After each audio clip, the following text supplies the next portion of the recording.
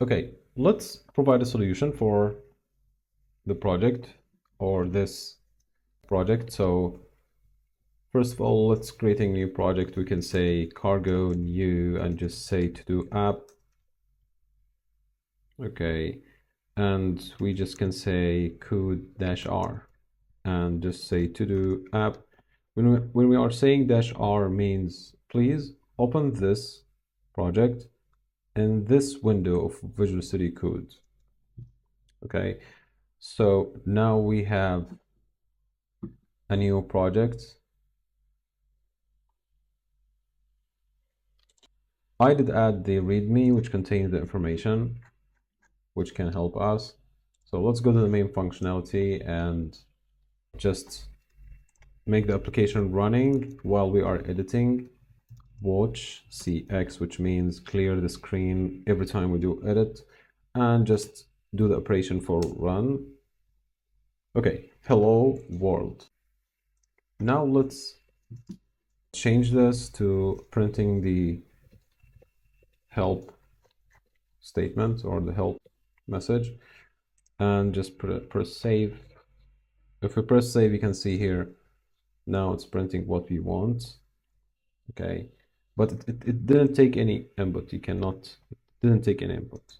Just running and exit 0 means it's just like printing and go out, because there is a statement, the help content, and there is a macro to print this statement or this message or string message, and that's it. We would like to allow for input, take the input, and so let's do code to take the input. First of all, we'd like to make an infinite loop. It's called loop, infinite loop. Okay, and in this infinite loop, we are going to define, we will make a statement called print macro to say this. Okay, so that means now we have a print, and this print will be shown here, but you can see what's happening. What's happening, just loop and printing, and like that stuff. We don't want this. We would like to take the input from the user. First of all, to take the input from the user, we need to define a variable which called input, and this variable actually it's a string and will be an empty string. Okay, so what we are doing, we make it mutable because each time user enter an input, it will be saved here, so that must be mutable. Okay, and now we can say a statement for taking the input. So this statement taking the input from the user and put it inside the input read line. You can say here, see here, read line. I will make save. Okay, but it's show error, and this error said we have some libraries we didn't call. So let's see here if we can call this. Yeah, let's make the import standard input. Okay, so we have now standard inputs. Okay, now this read line locks this handle and reads a line of input appending to specified buffer, returns a result, and if you remember, result means there is okay, which have valid input or a value, and there is error, which contains error. So we need to cover this inside the function contained the main function. Okay, so if you go here, what said that, as we said before, if we handle errors, we can use this question mark to just make it simple handling the errors. So this means if this read line returns valid output, which means okay wrapper, so just continue. If not, just return error. But don't just bother me with a lot of details. That's the meaning of question mark. Just please handle it. Okay, and just return error directly. But the error here is that the issue here is that the question mark operator can only be used in a function that returns result or option. That's the concern. So that means we need to make the main function return an error. So now we will return this error and we call the library for that, which is the standard input output error. What we are saying here is that please return any kind of error. That's as simple as that. Okay. And here flush, we are using flush to say please, like doing respond immediately to any update in the standard output in the console here. Okay, so let's do this and let's clear and run it again. Now I can type something. You can see, I can type. I can say hello world and like that stuff. Nothing happened. The reason for that, because we don't do any operations. Okay, now let's discuss some part about the output, or sorry, the input and the output expected, or the input, and how we can understand the input from the user. So the user will just type something like that. Okay, we can say we have this kind of input, and this is an example, this kind of input. Also this kind of input, one character, one character, one character, like that. So that means we have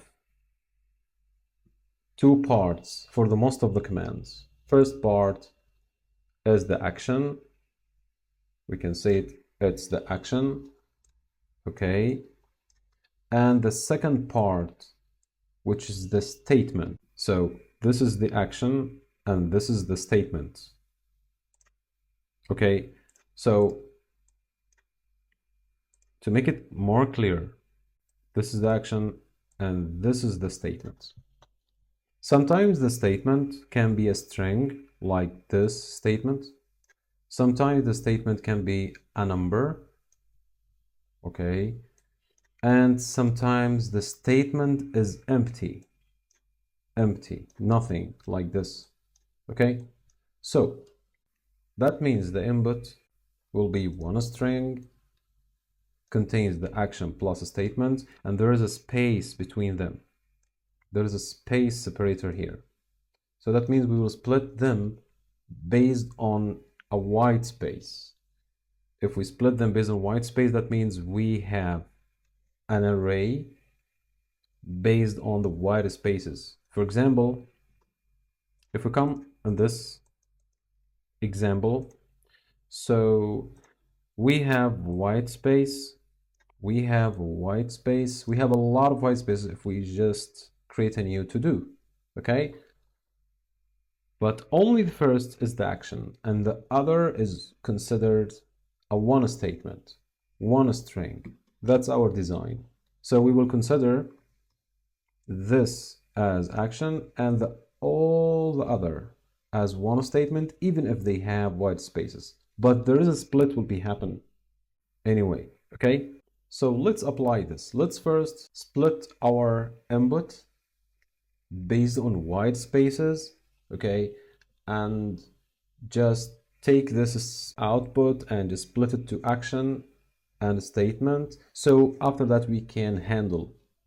So simply that's the operation or the code to doing this. First of all, we will take the input, split it into white spaces, and what's happening, we are using collect because there is something when you do some operations on a string or on the list of things, or like, because if you split two white spaces, it returns a list, but this list is iterator in Rust. Like, I can make it simple, like it's the cooking when you do some operations on a lot of stuff of lists and like that, going and coming and do this and do that, transform, all of this cooked in iterators.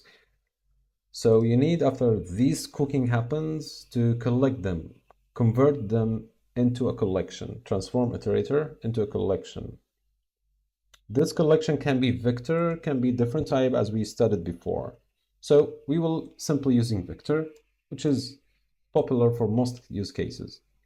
So that means we will split them into a list. This list is a vector of a string. So it's the same here, like split into white space. We have plus, we have learn, we have rust, a vector or list of string of 3 statements or 3 string items in the list. Okay, so those are the parts. We will take the first one, the first item, because this is now is a vector list.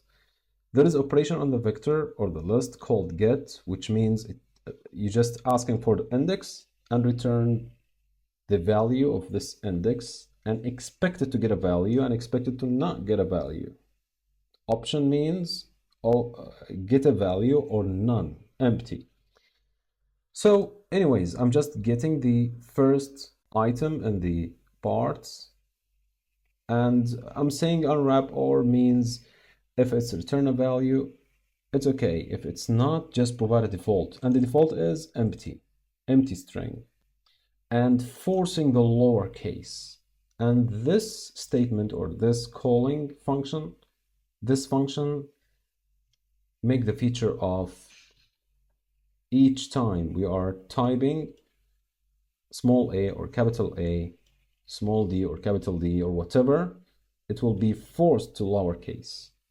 Okay, now let's understand the statement. Statement can be, as we said, a full string or a number, but it's also string in this context because we did read it as a string.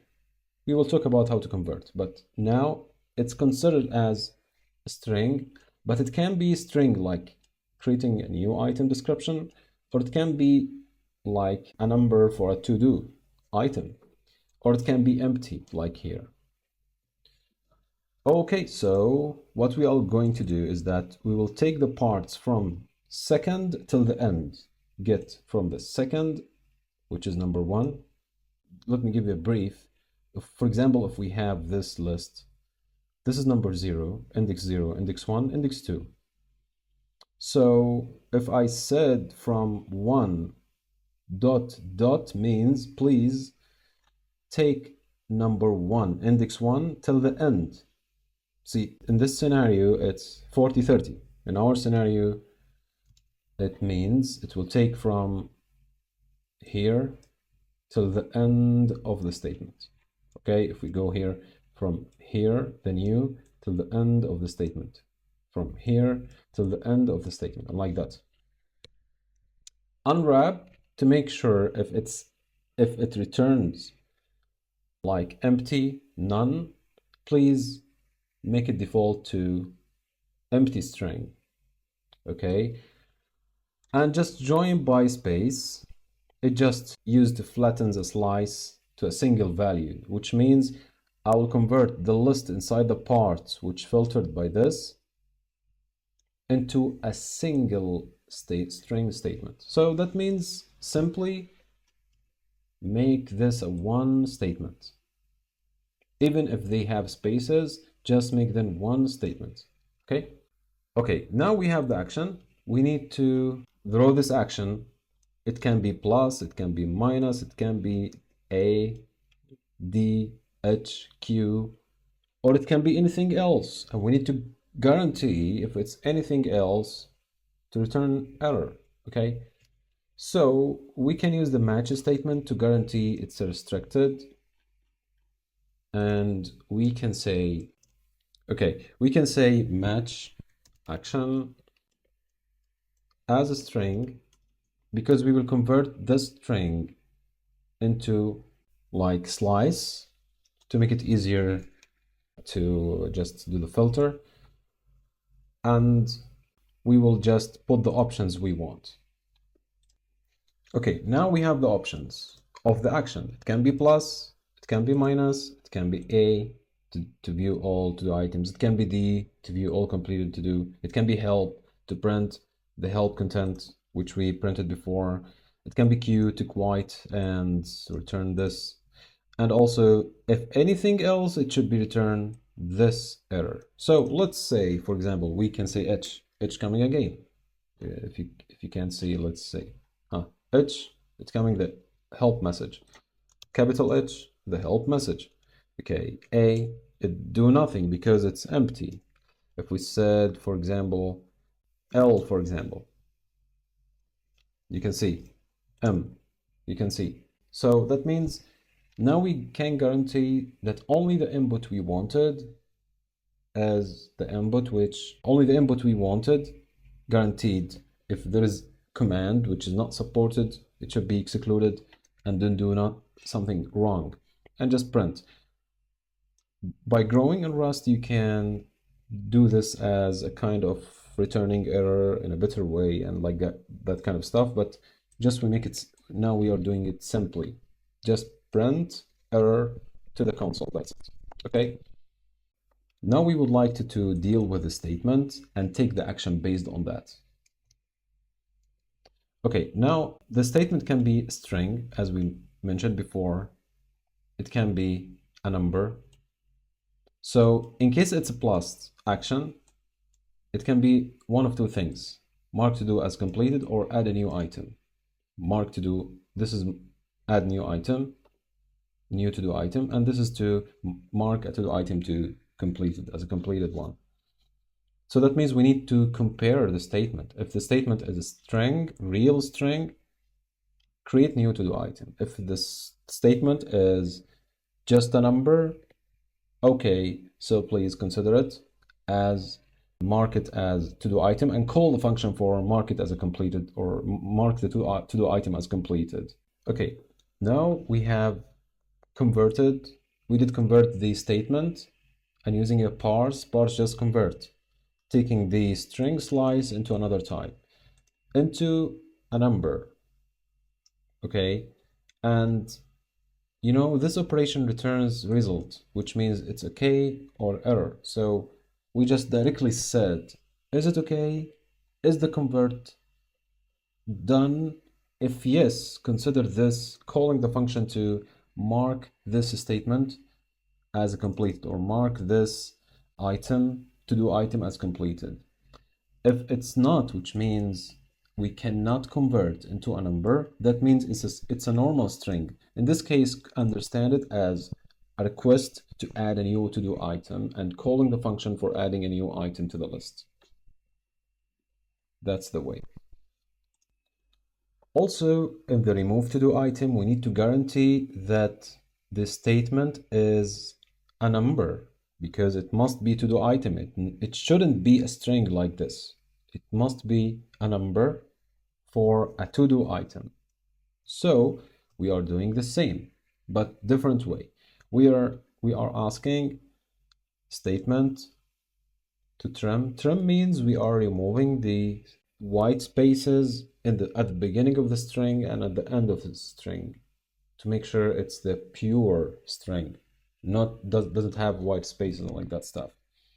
And just parse the same way. Actually, we can do the same like this, but this is a different way actually. We can say, is it okay? Do that stuff, it's not okay. But this is another way, because we do this because we want the value inside. The value inside this. So this is a better way. So we just get the value directly. And this is not a perfect way, but also it can work.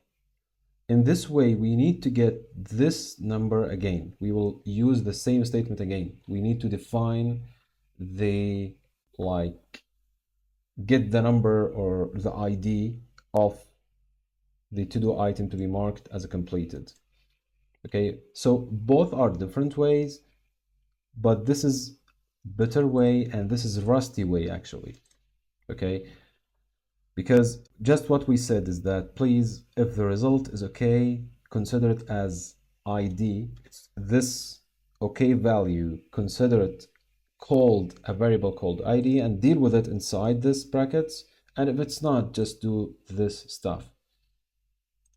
Okay, And for the A, we just calling the function to view all the to-do items, and for the D, view all the completed to-do items and the other functionalities as we just illustrated before. Now let's go to the data structure part. We need to create two different data structure. Main data structure, which is this struct to-do item, contains ID. It's a number.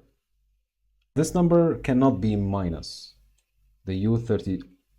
If it's I32, it can contain a minus, but this number, it doesn't have a minus values. Okay, description is a string, is completed Boolean.